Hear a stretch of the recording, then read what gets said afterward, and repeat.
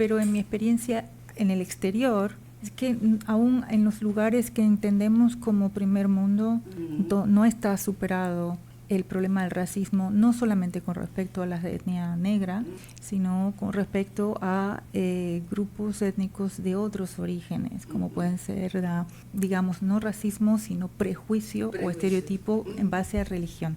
Ese estereotipos, ¿no es cierto? Exacto, que justamente sí. de eso quería hablar. Estereotipos en base a la religión, lastimosamente muchas veces van de la mano con también una visión étnica, ¿no? Debo decir que nos ven a América Latina con también un cierto dejo de una mirada prejuiciada a favor y en contra. Buenos días, estimados oyentes. Les habla Irene de Delgado, presidente de la Academia Panameña de Literatura Infantil, en un programa más de nuestras aventuras literarias. En esta ocasión, estando pues en el mes de mayo, dedicado a la etnia negra, vamos a hablar pues de este tema enfocado en general, siempre va a haber un poco de historia para ubicarnos en el tiempo y en las circunstancias del tema, y también por supuesto lo esencial para nosotros, que es cómo este tema entra en la literatura general y más específicamente en la literatura infantil. Para ellos tenemos varios invitados el día de hoy. El escritor, profesor, investigador y editor Winter Melo nos hará una introducción al tema en lo que respecta a Panamá, a nuestra literatura. Y esto es bien importante. Ustedes saben que acaba de pasar un evento excepcional que se dio en Panamá, Centroamérica Cuenta. En Centroamérica Cuenta vinieron destacados escritores internacionales, centroamericanos y de otros países también, y por supuesto panameños. Me llamó la atención y es propicio recordarlo sobre este tema, que en una mesa en que apareció o participó Leonardo Padura de Cuba y Sergio Ramírez sobre el Caribe, yo creo que se titulaba De orilla a orilla. Es muy interesante porque él dice una verdad que quizás uno siempre se ha preguntado. ¿De dónde viene ese ritmo, ese gusto caribeño que tenemos en Panamá y en muchos otros países centroamericanos? Y va un poquito más allá, porque la explicación que daban es que lo caribeño no es solamente un espacio geográfico, sino un espacio cultural. Y ese espacio cultural se ha extendido no solo a Centroamérica o América Latina, sino aún más allá. Así es que para desarrollar este tema, iniciamos con el profesor Winter Melo, que introduce esta caribeñidad o negritud o gusto por lo étnico africano, influencia de este elemento en nuestra población. Adelante, Winter.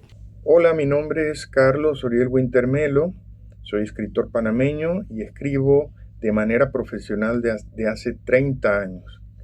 He tenido importantes reconocimientos internacionales, he participado en muchísimos eventos importantes y se me ha preguntado ahora qué huellas o qué aportes ha hecho la afropanameñidad, llamémoslo así, a la literatura panameña en general, y por otro lado, qué considero que mi obra ha aportado a la literatura panameña. Bueno, primero comenzar por decir que la literatura, desde mi punto de vista, es una exploración de uno mismo, y esa exploración ocurre de una manera muchas veces inconsciente, y viertes en el papel todo lo que eres, todo, incluso el recuerdo mínimo que tus antepasados te dejaron de un modo u otro. En nosotros, en cada panameño, no solo en los que tenemos clara apariencia o evidente apariencia africana, sino en todos están las huellas de la africanidad de Prestán, asimismo como de las raíces indígenas de Victoriano Lorenzo, y también las españolas, las hispanas, no lo negamos, pero todo eso se va a manifestar de una manera pues definitiva, rotunda. Así que queramos o no, va a estar ahí presente quiénes somos y va a estar presente en nuestras obras, desde Demetrio Corsi, que en realidad sus raíces más cercanas eran griegas, tal vez se puede juzgar, pero su cultura, el espacio en el que vivía, le fue dejando un toque africano que lo llevó a experimentar con los sonidos africanos. También podríamos pensar en Westermann, que dejó sus ideas para las siguientes generaciones, en Armando Fortuny, que exploró nuestras raíces, nuestro origen, que es una necesidad aún vigente, aún importante. Incluso el mismo Rogelio Sinan podemos descubrir, y digo que incluso él, porque nunca fue planteado o abiertamente habló de ser de una etnia africana, o nunca tal vez se identificó, pero estaba presente en su literatura muchos efluvios africanos, mucha referencia de lo que estaba alrededor suyo, y eso es lo primero que habría que responder, que nuestra literatura va a ser africana, queramos nosotros o no, conscientemente lo hayamos planteado o no, está, y si como yo piensan que la literatura es honestidad, porque la única literatura que persevera es la que de verdad es un vuelco de nuestros propios corazones en el papel, entonces inevitablemente va a tener africanidad en Panamá. Por mi parte, comencé escribiendo cuento, siempre he sido narrador y luego exploré mucho la novela. En la novela, sobre todo porque te da el espacio para ser como la vida, esa es la función de la novela, mientras que el cuento busca un cierto efecto rotundo al final, un efecto que no deje indiferente de manera nivelada, sino evidente al lector, que lo sorprenda, que le deje una epifanía.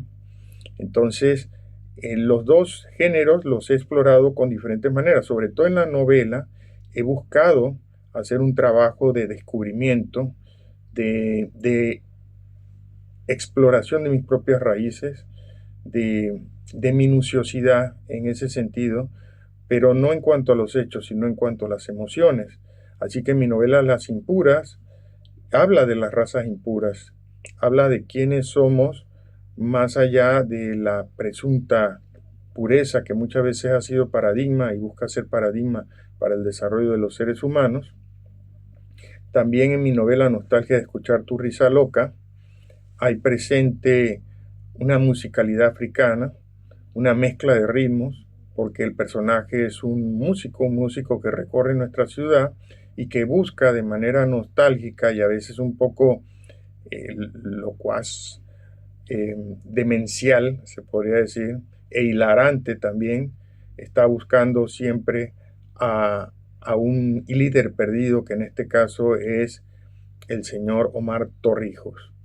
También pues recientemente publiqué un libro que se llama Sueños con Tokio en el Darién, que incluye un debate entre los personajes, un personaje germánico, de ideas germánicas, en plena Alemania nazi, en el tiempo de la plena Alemania nazi, Ackermann, que busca pues disminuir lo que es el valor y la dignidad de los mestizos, mientras que su contraparte, Demetrio González, que aparece en otro libro que es Literatura Olvidada, busca reivindicar las ideas, por ejemplo, de Vasconcelos, que hablaba de una raza cósmica en la que nuestras mezclas de sangre nos iban a llevar a un mejor futuro. Entonces ellos llevan un viaje, se ponen un reto, él le impone un reto al germanista y finalmente tiene el lector que juzgar si lo gana este reto el descendiente de la Alemania nazi o nuestro escritor criollo. También hay otra historia ahí donde incluye a los Emberás y sus mitologías. Y en todo el libro hay una carga musical y hay una carga también de ciudad mixta que explora no solo la afropanameñidad, sino el ser panameño como una integralidad. Entonces, gracias por este espacio. Entiendo que va a ser transmitido para pues, gusto o debate de otras personas a través de la radio.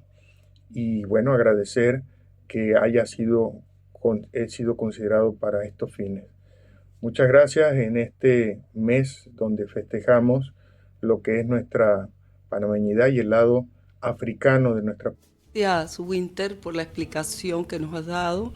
Definitivamente, escuchándote hablar, pienso que, bueno, yo creo que no hay país que sea un melting pot más perfecto que Panamá. En ese sentido, Vasconcelos gana aquí la batalla, el debate, porque realmente hay una mezcla de razas increíbles aquí, entre esas, con mucha fuerza, lo africano.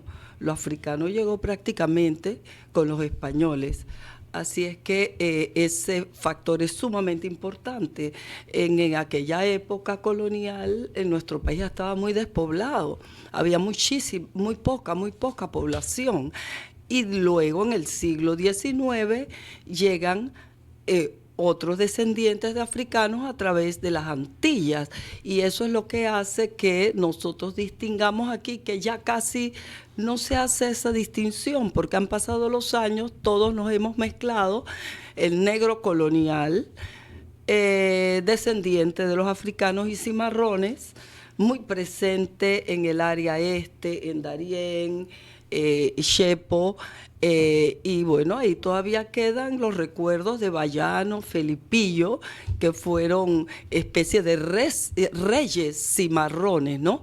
Esos son los negros coloniales. Por otro lado, los negros antillanos que nos llegan para la construcción del ferrocarril y luego la construcción del canal, aportando una mano de obra, aportando costumbres muy importantes que tuvieron una gran influencia y aún la tienen en nuestra panameñidad. Realmente estamos marcados por esta mezcla de elementos y aquí el español, el negro y el indígena son elementos fundamentales en la creación de lo que llamamos lo panameño. Así es que, pero mira, cuando tú decías, Winter, que bueno, en tu obra y en obra de muchos se siente ese dejo africano, seamos o no descendientes de afros, o como tú dices, sea ello más visible o menos visible, aquí tenemos, por ejemplo, un poema de Carlos Francisco Chanmarín, que no era descendiente de afro, sin embargo, sintió esto por ser panameño. Aquí dice, negro soy de Panamá, permíteme leer un pedazo. Negro soy del Marañón, negro de Guachapalí, negro vengo calle abajo, negro desde que nací.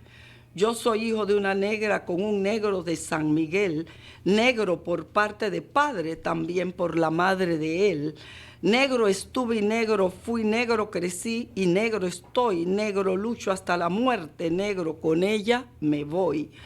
Negro vine de los mares en la noche colonial, negro como no hay ninguno y más negro en el canal. Yo no gimo, yo no lloro, yo no me quejo de mí, aunque de negro me muero desde el día en que el mundo vi. Hay negros que negros son, negros fue el maceo cubano, negro que rompió cadenas fue nuestro negro bayano. Y por allí se va Chanmarín también escribiendo un poema para niños, el muñeco negrito. Tengo un muñeco negrito que me trajo mi papá, sabe dormir y comer, pero también trabajar. Tiene el pelo cuscusito, los labios que rojos son. Lo vieras bailar un son cuando se pone alegrito. Y por ahí se va en estos versos de arte menor para niños. Así es que, bueno, tenemos en Panamá esa mezcla, otro país que, otra cultura que recoge mucho del ritmo africano en sus poemas, en sus bailes, es Cuba, por supuesto. Así es que, bueno, celebrando, pues, repito, este mes de la etnia, tenemos con nosotros a dos importantes investigadoras. Aquí presencialmente está Ariadna García. Ariadna García es una investigadora que ha viajado por el mundo y yo quisiera que ella nos planteara su visión sobre el tema recogido de los estudios que ha hecho, de los lugares que ha visitado y de esas experiencias que ha tenido Ariadna. Bienvenida, Ariadna García. Muchísimas gracias. Primero que todo, quiero agradecer la invitación a la Academia de Literatura Infantil y Juvenil de Panamá y el espacio a la radio Ancon.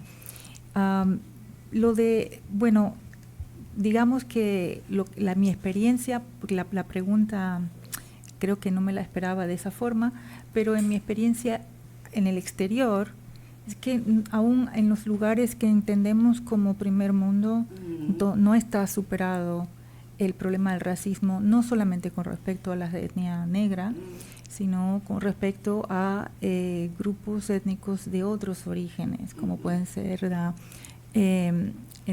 podría ser digamos, no racismo, sino prejuicio o estereotipo en base a religión. Ese estereotipo, ¿no es cierto? Exacto, Ariadna? que justamente de eso quería hablar, estereotipos en base a la religión, pero que lastimosamente muchas veces van de la mano con también una visión étnica, ¿no? También debo decir que nos ven a América Latina con también un cierto dejo de una mirada prejuiciada a favor y en contra, es decir, no siempre, lo que sí quería decir es que el estereotipo no necesariamente es siempre utilizado de manera negativa, ¿no? Funciona también como una guía, una ayuda visual, y sobre todo en la literatura donde es un recurso, ¿no? Es un recurso literario. En ese caso, perdón, Ariadna, sí, se ve como un toque de exotismo, ¿no? Sí, justamente. Lo latino, exacto. En Europa, sobre todo, ¿no? Sí, pero el exotismo, claro, es esa construcción de la otredad, el otro, y esa noción de que originalmente Edward Said fue un crítico palestino, y él acuña el término de orientalismo para referirse a la construcción histórico-literaria de los grupos musulmanes y sobre todo su región, ¿no? Sí. Palestina, y por eso le llama orientalismo, ¿no? La construcción occidental sobre el oriente, pero que funciona también para, en el caso América Latina, que sería en todo caso la noción de lo exótico, y que ha sido aplicado muchísimas veces a Panamá. No olvidemos que el estereotipo es un neologismo del siglo XVIII que viene realmente de la tipografía, ¿no? Porque estéreos es algo fijo y tipos es el molde fijo, y que era posible trasladarlo de un lugar a otro, ¿no? Esta placa de plomo, sin que se alterara, por oposición al prototipo, que era el original. El original. Entonces, muy interesante esa definición. Entonces, de allí y de dónde surge, ¿no? Sí. La metáfora, el aparato, es decir, la técnica y el aparato da cabida a que surja entonces el uso del término a nivel social, digamos, ¿no? Para hablar de ideas prefiguradas, ideas que no cambian, preconcebidas, sí, casi, ¿no? Y que no tienen necesariamente una razón lógica de ser, aunque quien las vive asume que sí, ¿no? Entonces eso es un estereotipo, pero sí. No sé si me haces otra pregunta, pero quería saltar justamente al recurso literario, ¿no? Y de cómo son utilizados. Claro. En el arte, y no solo en la literatura, los estereotipos son clichés, ¿no? Son personajes tipo, e incluso son situaciones, ¿no? Predecibles, que tienen mucho que ver con convenciones. Por ejemplo, en el caso de convenciones de género, encontramos personajes vestidos de cowboys en películas del viejo oeste. Es eso lo que esperamos, de hecho. Entonces, eso también es un estereotipo. Tenemos personajes tipos como el villano, el vecino metiche, ¿no? Que ya sabemos más o menos de qué van y que muchas veces son necesarios dentro de la argumentación en la trama, ¿no? Los estereotipos son entonces una forma de eso, como ya dijimos, de representar la otredad, ese encuentro con el otro, el distinto al yo, y que muchas veces está marcado por ese orientalismo que ya mencionábamos, ¿no? De hecho, las ONGs y también las compañías, las empresas, hablan de, cuando se trata de la implementación de sus productos, servicios o programas, hablan de una tropicalización, hay que tropicalizar el servicio. Entonces, por eso decía, el estereotipo no necesariamente es negativo, depende del uso, ¿no? En literatura, ¿para qué sirven? Pues para atraer muchas veces a los lectores a una historia, para visualizar mejor a un personaje, porque tiene un componente visual muy importante, ¿no? Para conectar con el público, de hecho, y también sirve para romper una noción percibida sobre un personaje ya, es decir, se puede utilizar un estereotipo para romper con el estereotipo, valga que parezca que lo he dicho en círculos, ¿no? En el caso de los cuentos, sobre todo el cuento infantil, perdón, sí. los personajes estereotípicos abundan incluso mucho más, porque se necesitan siempre, por ejemplo, una bruja. Siempre aparece una aquí, otra allá, que representa una cierta parte... Sí, el mal.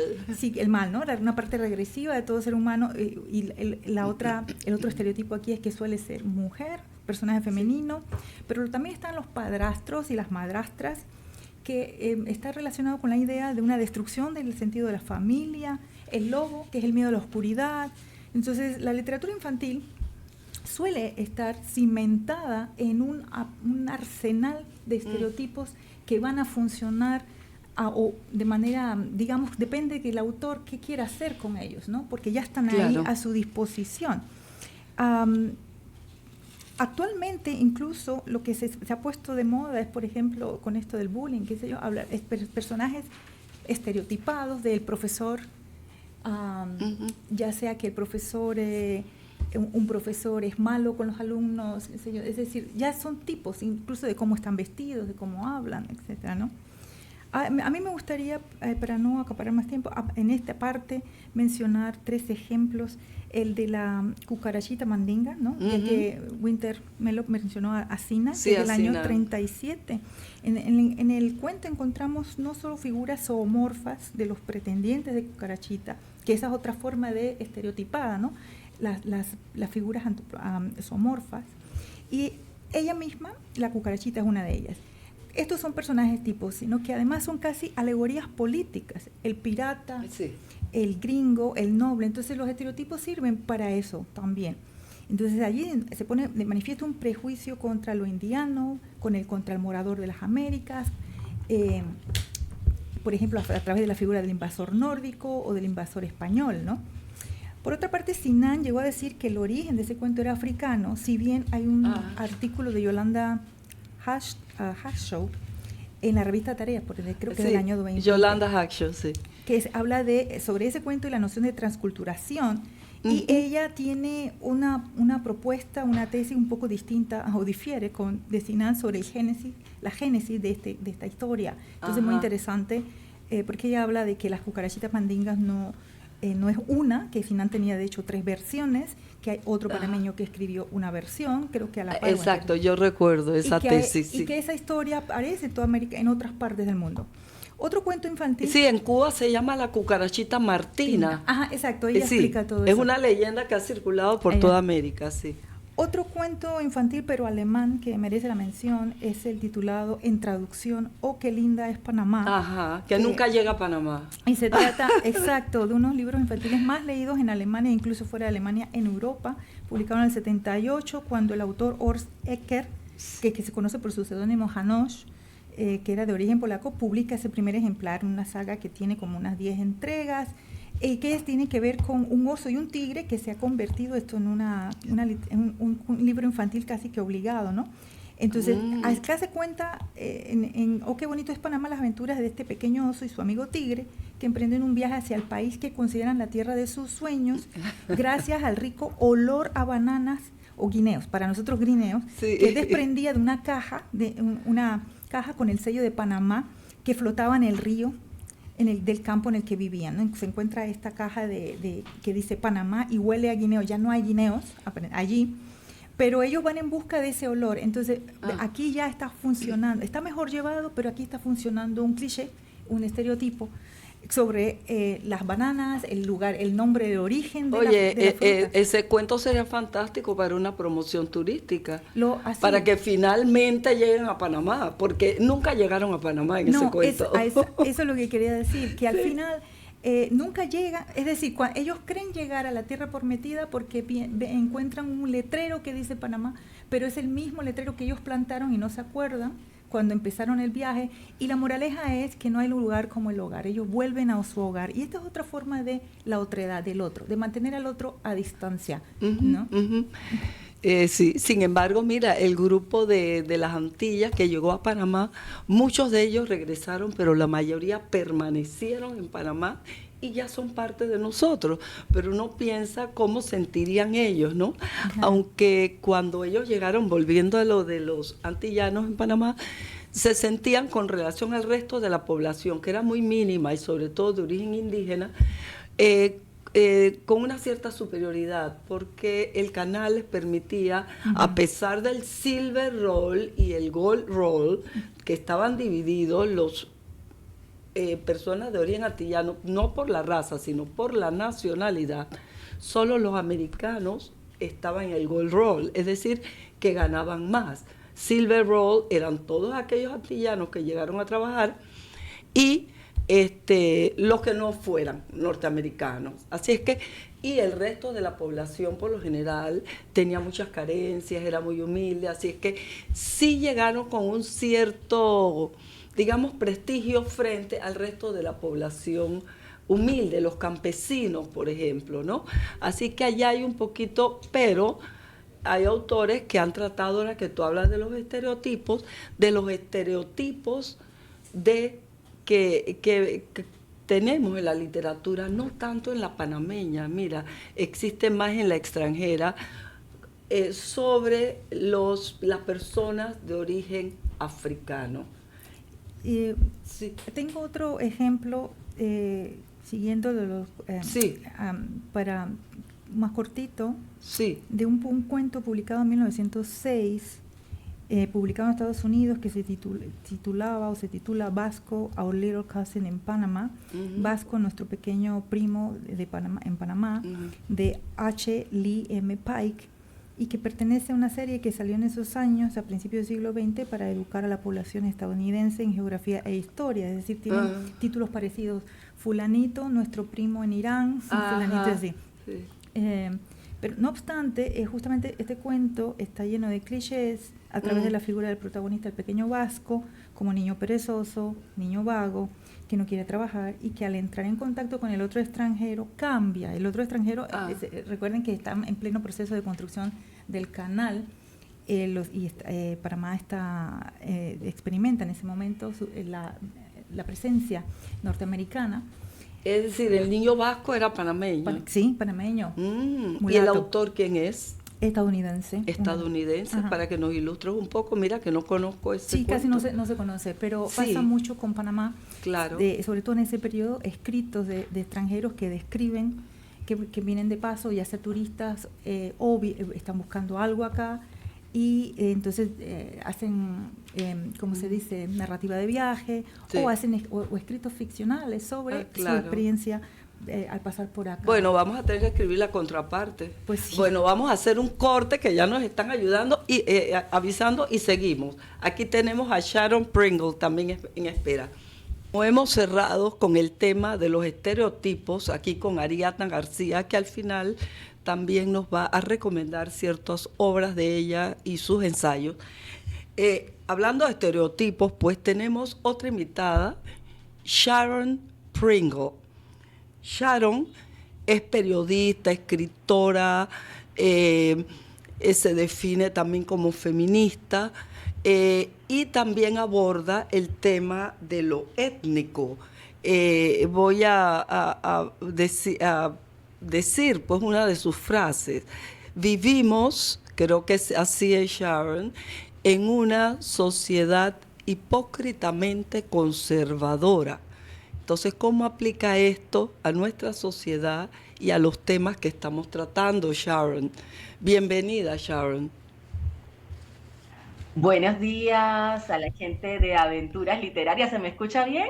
Muy bien, Sharon. Buenos Adelante. días, Irene, Ariadna, Juan, que veo que está por ahí en la sala. Es un gusto muy grande estar en este Mayo Afro, ¿verdad? Que ya estamos enunciando Mayo de la afropanameñidad. Y bueno, esa fue una entrevista que me hicieron hace unos años Sí, exacto. y dije, hace unos años me hicieron esa entrevista, es una de mis frases, y dije hipócritamente conservador porque a veces decimos ciertos, como bien hablaba Ariadna, ciertas frases, ciertas cosas y nos resultan muy fuertes, pero a la hora de ejecutar el racismo y de tantas opresiones, pues ahí no somos tan conservadores. Un poquito con lo que estaba hablando Ariadna hace un ratito. Y en materia de racismo, aprovechando este Mayo Afro, desde las letras se ejerce mucho racismo, ¿verdad? Se ejerce mucho racismo, ya sea y yo no lo diría tanto por desconocimiento, ¿verdad? Sino por hábito, ¿verdad? Y es importante, bueno, enunciarlo, ¿verdad? Como militante afrodescendiente, yo soy un cuerpo afroindígena, reconozco mis dos ancestralidades, pero soy una militante afrodescendiente, soy parte del movimiento afro en Panamá y bueno, mucho antes de toda mi historia en las letras, ¿verdad? Así que pues agradezco la oportunidad aquí, Irene. Claro, Sharon. Sabemos que has escrito poemas, creo que tienes uno relacionado a un héroe o persona importante de Colón. ¿En qué basas esto, Sharon? ¿De dónde te viene la inspiración? ¿Has hecho investigación para destacar ciertas figuras, ¿no?, de la etnia afro? Bueno, yo tuve un encuentro con mi negritud y yo quiero aprovechar este espacio para aclarar como varios conceptos que he ido aprendiendo, ¿verdad? Porque Sí, toca aprender y desaprender también en estos caminos, ¿verdad? Cuando los acuerdos de Durban, ¿verdad? Y mucho antes, se comienza a hablar y decir afrodescendientes, que quiere decir provienen de África, ¿cierto? así es. Luego es la forma adoptada. ¿Por qué razón? Porque muchas personas sienten cuando se dice negro, negra, sienten violencia en Ujú. Ah, se fue. la forma Sí. como algunas personas se refieren a las personas negras. Es preferible decir afrodescendientes. Es los acuerdos que hemos tenido previo a Durban y después de Durban. Es preferible usarlo tanto en las letras, en las cosas, porque sobre todo si es una persona que no es afrodescendiente y dice negro, y dependiendo de la connotación de cómo lo está diciendo, puede ser violento. Yo he visto a muchas personas no Exacto. racializadas, no con piel morena, diciendo negro, y suena, por la forma como lo dicen, suena despectivo. Entonces hay que tener un poquito de cuidado en las letras con esto. Eh, y bueno, ahí entro un poco en lo que me has preguntado. Cuando ya me comienzo a caminar en el movimiento afro, comienzo a descubrir todas estas cosas y a descubrir que bueno, yo traigo la poesía innata, estudié en el colegio Moisés Castillo Caña y bueno, ahí la Ujú.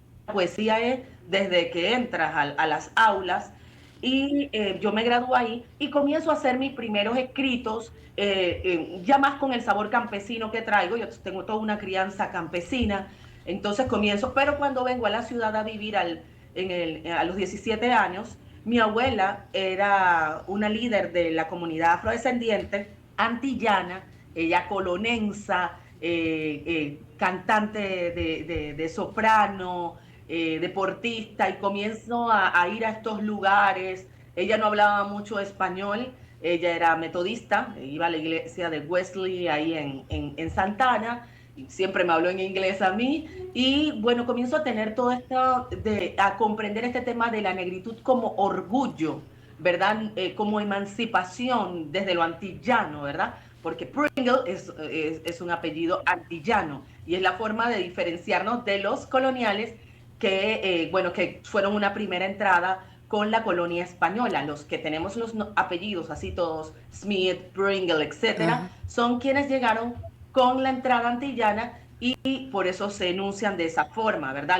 Los afrocoloniales son Martínez, tal, y usted puede ver que son gente, ¿verdad? Que son evidentemente afro, pero tienen apellidos más hispanos, ¿verdad? Sí, y déjame interrumpirte, Sharon, para ver si estoy en lo correcto, y existe un cierto sentido de superioridad de los descendientes antillanos versus los llamados negros coloniales.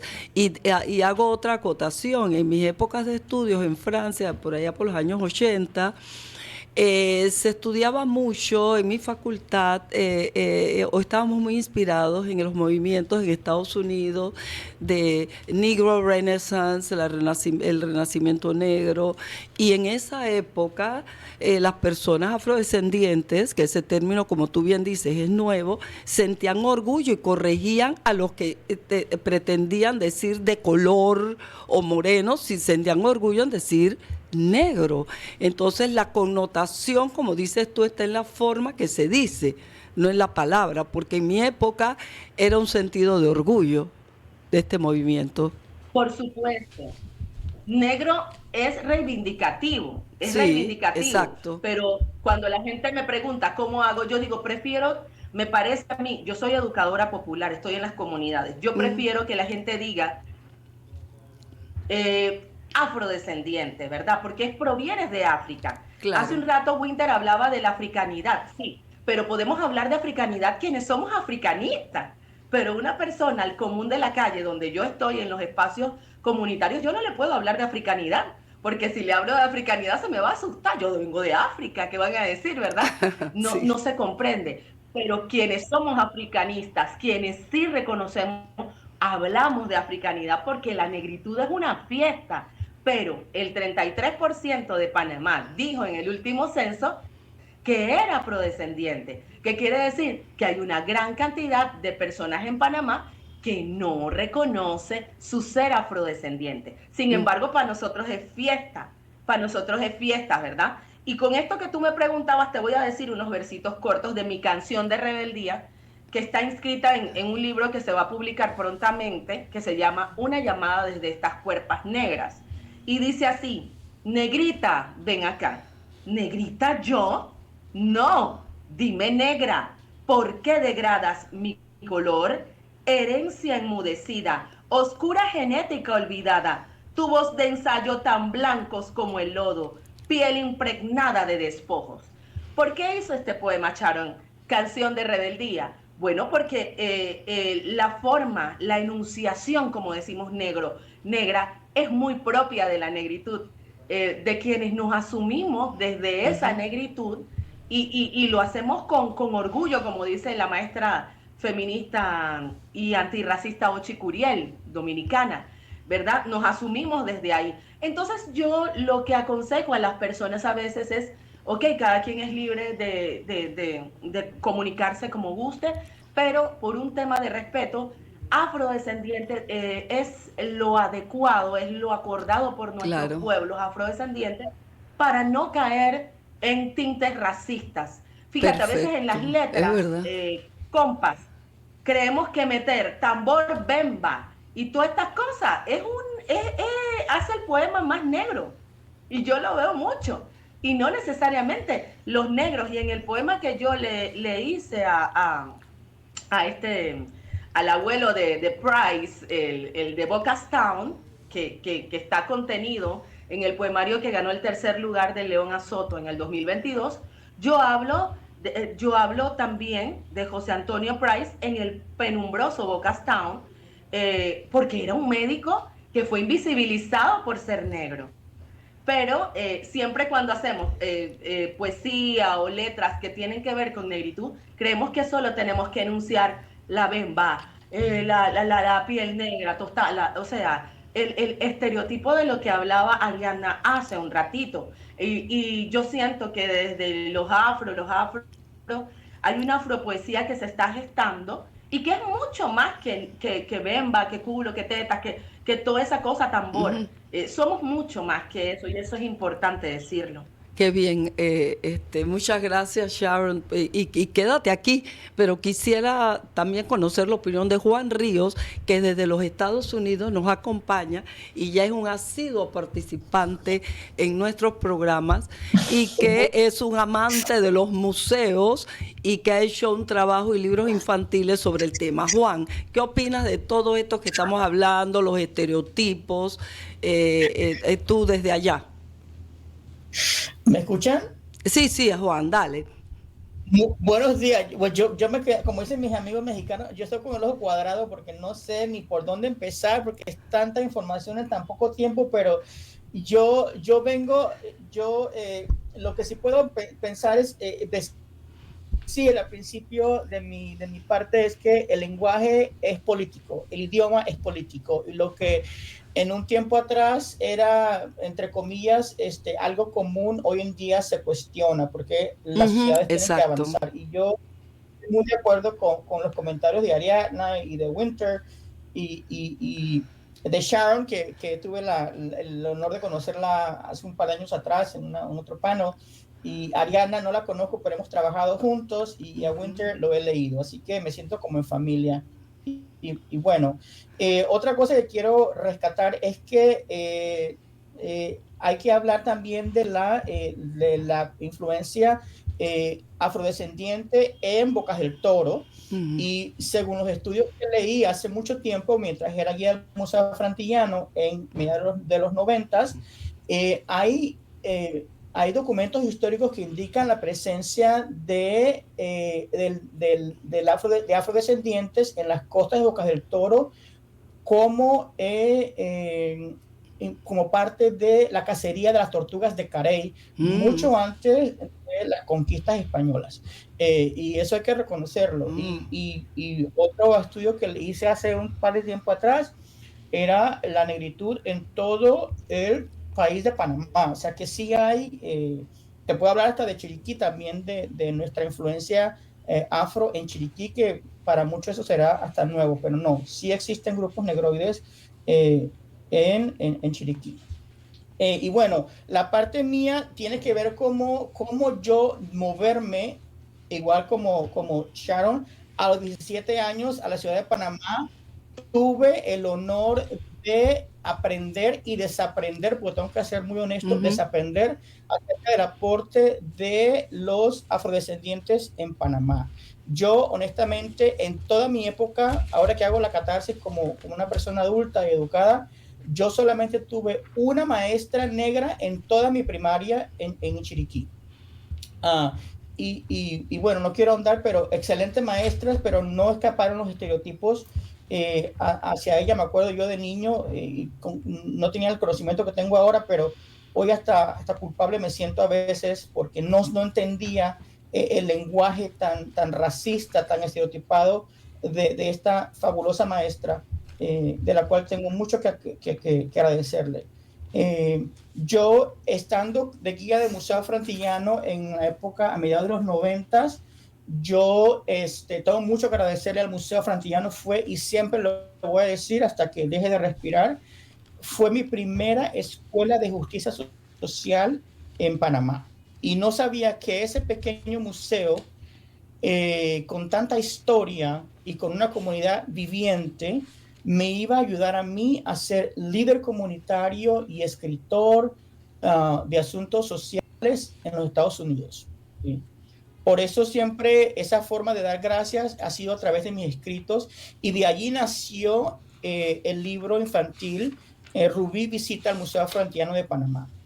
Y Ariadna, que es parte de la génesis de este libro, y después Silvia Fernández Risco, ayudaron mucho, pero el aporte más importante, quiero decir yo, en esta historia de Rubí visita al Museo Frantillano de Panamá, la trajo la profesora Melba Lowe de Gooding, quien fue mi profesora en la Universidad de Panamá, después fue mi jefa, y hoy es mi colega, mi amiga, y una persona que yo admiro incansablemente.